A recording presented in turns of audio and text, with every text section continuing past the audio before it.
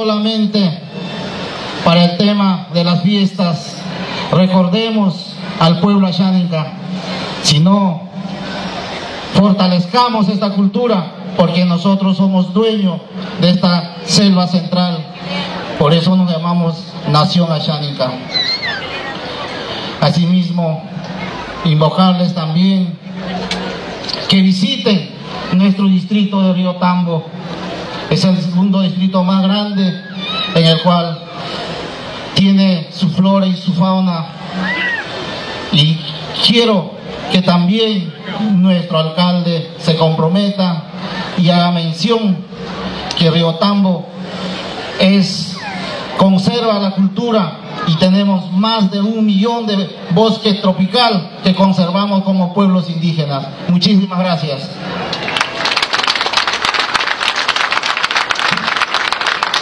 En estos momentos la participación. Gracias, señor alcalde del distrito de Río Tambo, la gran Nación Asháninka, el maestro Luis Buendía. Damas y caballeros, aquí un digno reconocimiento. Ayer se ha conformado